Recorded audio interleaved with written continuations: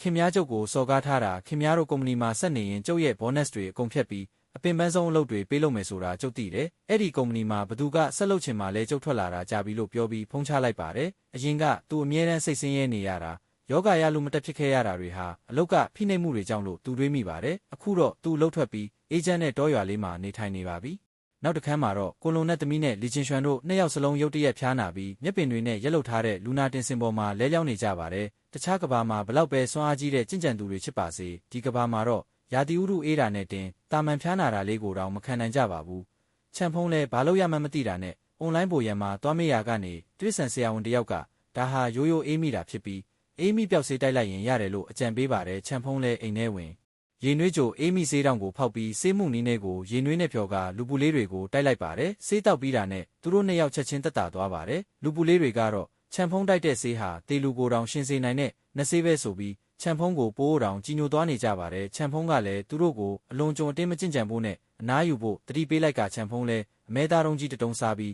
သူကိုယ်တိုင်ကျင့်ကြံခြင်းကိုဆက်လုပ်ပါတယ်သူ့ရဲ့ခန္ဓာကိုယ်ထဲမှာစွမ်းရည်လဲပတ်မှုတွေပုံမြန်လာပြီးခွန်အားတွေလည်းပိုတိုးလာကအရေပြားတွေကအစပုံမမာကြောလာတာကိုခံစားလိုက်ရပါတယ်ရခင်ကကျင့်စဉ်တစ်ပတ်လဲဖို့တရက်လုံးအချိန်ယူရပေမဲ့အခုတော့3နာရီပဲကြာပါတော့တယ်အဲ့ဒီအချိန်မှာပဲသူ့ရဲ့ဖုန်းကအဆက်မပြတ်မြည်လာပါတယ်ကြည့်လိုက်တော့သူ့ကိုအမြဲဖိနှိပ်ခဲ့တဲ့အရင်ကုမ္ပဏီကတထေးဝန်ဖြစ်နေပါတယ်မနက်ခင်းလေးတင်ဖုန်းခေါ်ဆိုမှု23ခါတောင်ရှိနေတာပါဖုန်းကင်လိုက်တော့တထေးဝန်ကအတန်ကိုချိုးသားအောင်လုပ်ပြီးအလုပ်ပြန်ဝင်ဖို့တောင်းပန်နေပါတယ်ချန်ဖုံးလှုပ်ထွက်သွားပြီးနောက်ပိုင်းသူရေးခဲ့တဲ့ကုတ်တွေကိုဘယ်သူမှမရှင်းနိုင်တော့ပဲပရောဂျက်တွေအကုန်ပြဿနာတက်နေလို့ပါလစာကိုလည်း2ဆ3ဆပေးပါမယ်လို့မလုံးပေးနေပါတယ်ဒါပေမဲ့ချန်ဖုံးကခင်များတို့ကုမ္ပဏီပါဖြစ်ဖြစ်ကျုံနဲ့မဆိုင်ဘူးအရင်ကကျုပ်ရှိတုန်းကတန်မိုးမထားပဲအခုမှလာမခေါ်နဲ့ဆိုပြီးပြက်ပြက်သားသားညှင်းပယ်လိုက်ပါတယ်ဖုန်းချသွားပေမဲ့တထေးဝန်ကမက်ဆေ့ချ်ထပ်ပို့ပြီးဘယ်လိုလုပ်ပေးရမလဲလို့ထပ်တောင်းပန်ပါတယ်ချန်ဖုံးကလည်းမန်နေဂျာကိုအကြက်ကင်ဖို့ဆုံးဖြတ်လိုက်ပါတယ်ခင်များရဲ့ပြဿနာကိုအလွတ်တန်းအနေနဲ့ဖြေရှင်းပေးမယ်ဒါပေမဲ့အခွန်နှုတ်ပြီးသားပမာဏနဲ့အရင်လစာရဲ့အစ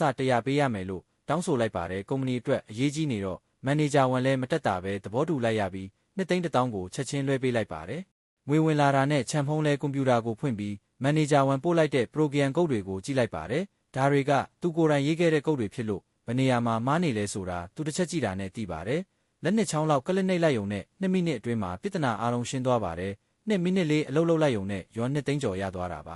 ဒါပေမဲ့သူကချက်ချင်းပြန်မပို့သေးပဲတထေးဝန်စီဖုံးဆက်ပြီးညံစင်လိုက်ပါတယ်ခင်များရဲ့ပြဿနာကတော်တော်ဆိုးတယ်တစ်ပတ်လောက်အချိန်ယူရမယ်လို့ပြောလိုက်ပါတယ်မန်နေဂျာဝန်ကပြပြတလဲဖြစ်သွားပြီးမြန်လုပ်ပေးဖို့တောင်းပန်ရင်ယွမ်8,888ကျပ်တန်အနီရောင်စာအိတ်စုကြီးငွေကိုထပ်ပို့ပေးပါတယ်အဲ့ဒီတော့မှချန်ဖုံးကမန်နေဂျာကဒီလောက်သဘောကောင်းနေမှတော့ကျုပ်လည်းအစွမ်းကုန်စူးစမ်းပေးပါမယ်2ရက်အတွင်းအပြီးလုပ်ပေးမယ်လို့ပြောလိုက်ပါတယ်မန်နေဂျာဝန်ကတော့သူ့ကိုအချောင်နာအိုက်သွားမှမသိပဲကျေးဇူးတွေအထက်ထက်တင်နေတာပါတစ်ဖက်မှာတော့ချန်ဖုံးရဲ့ရေးစားဟောင်းဖြစ်သူစုရီဟာစားတောက်ဆိုင်တစ်ခုမှာတထေးတွေကိုအောက်ကျဖားရပြီးအလုပ်လုပ်နေရပါတယ်စုရီကလစာ1,000,000ကျော်ရဖို့အရေးအလုပ်တွေစူးစမ်းနေရင်ရွာပြန်သွားတဲ့ချန်ဖုံးတစ်ယောက်လဲလုပ်ပြီးမွဲနေလောက်ပြီလို့တွေးကလမ်းခွဲခဲ့တာအမှန်ကန်ဆုံးဖြတ်ချက်ပဲလို့ဂုဏ်ယူနေပါတယ်ဒါပေမဲ့စုရီမသိတာကချန်ဖုံးဟာရွာမှာဆင်းရဲမနေပဲအလုပ်တစ်ခုကိုခဏလေးလုပ်လိုက်တာနဲ့ရွာ2,000,000ကျော်အလွယ်တကူရှာနိုင်နေတာပါပဲပိုပြီးအံ့ဩစရာကောင်းတာကချန်ဖုံးကပိုက်ဆံရတာထက်တိုင်းကျင်တာနတ်ဖျားလန်းစင်ကိုလေ့ကျင့်နေရတာကိုပိုပြီးသဘောကျနေတာဖြစ်ပါတယ်ဒီလိုနဲ့ချန်ဖုံးဟာတိုင်းကျင်စင်ရဲ့ပထမအဆင့်ကိုအောင်မြင်သွားပါတယ်သူ့ခန္ဓာကိုယ်ကရွှေရောင်တွေတောက်ပလာပြီးအရင်ကထက်အများကြီးအားကောင်းလာပါတယ်သူ့မှာအကြားအာရုံတွေခွန်အားတွေကစူပါမန်တယောက်လိုတိုးတက်လာပါတယ်သူ့ကိုစောင့်ကြည့်နေတဲ့တင်းငယ်တဲ့လောကတွေကတိုင်းပညာရှင်လူပူလေးတွေကတော့ချန်ဖုံးကိုနတ်မင်းကြီးတစ်ပါးလိုသဘောထားပြီးကြောက်ရွံ့လေးစားနေကြပါတယ်ချန်ဖုံးလေ့ကျင့်နေတဲ့ကျင့်စဉ်ကသူတို့လောကရဲ့အမြင့်ဆုံးကျင့်စဉ်ဖြစ်ပေမဲ့ချန်ဖုံးလိုလူသားတစ်ယောက်ကလက်တွေ့ကဘာမှာကျင့်သုံးလိုက်တဲ့အခါ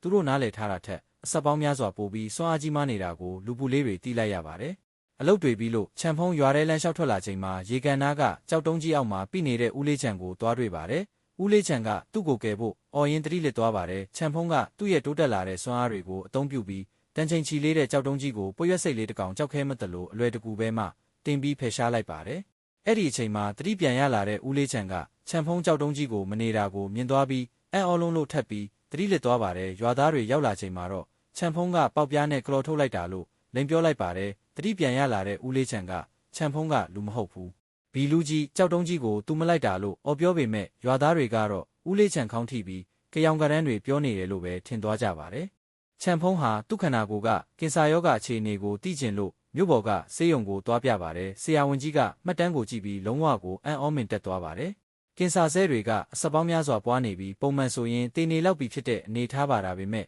သူ့ရဲ့တခြားကျန်းမာရေးဒေတာတွေကတော့တာမန်လူတွေထက်အဆက်ပေါင်းများစွာတန်ဆွမ်းကျန်းမာနေပါတယ်။တနည်းအားဖြင့်လုံးဝတည်လူမျိုးပါဖြစ်နေတဲ့အခြေအနေနဲ့အလွန်အမင်းကျန်းမာတန်ဆွမ်းနေတဲ့အခြေအနေနှစ်ခုကလူတစ်ယောက်တည်းစီမှာပေါင်းဆက်နေတာပါဆရာဝန်ကြီးကသူ့ကိုစိတ်ပညာစာအုပ်တွေထဲထည့်ရေးရမယ့်ထူးဆန်းတဲ့ကိအဖြစ်သတ်မှတ်လိုက်ပြီးသူ့ရဲ့နေ့စဉ်ဘဝကိုမထိခိုက်တဲ့ပုံမှန်တိုင်းပဲလို့မှတ်ချက်ချလိုက်ပါတယ်အိမ်ပြန်ရောက်တော့ချန်ဖုံးကသူ့ရဲ့အပင်အောက်ကတင်းငယ်တဲ့တိုင်းလောကလေးကိုပြန်ကြည့်ပါတယ်အထက်ကလူပူလေးတွေကအိမ်တွေဆောက်စိုက်ပျိုးရေးတွေလုပ်ပြီးအေးအေးချမ်းချမ်းနေထိုင်နေကြတော့ရုတ်တရက်အမဲရောင်တွင်းပေါက်၃ခုပေါ်လာပါတယ်အဲ့ဒီတွင်းပေါက်ထဲကနေတိုင်းလောကမှာနမီဆိုးနဲ့ကြော်ကြားတဲ့တတဝါဆိုး၃ကောင်ရောက်လာပါတယ်သူတို့ကဒီကဘာတစ်ကိုရောက်ချင်းအရင်ရောက်နေတဲ့တိုင်းပညာရှင်တွေကိုအနိုင်ကျင့်ဖို့ကြုံဝါနေကြပါတယ်ဒါပေမဲ့သူတို့မသိတာကဒီကဘာတစ်မှာအားလုံးကိုအပေါ်စီးကနေစောင့်ကြည့်နေတဲ့ချန်ဖုံးဆိုတဲ့အေယာမနမင်းကြီးရှိနေတယ်ဆိုတာပါပဲ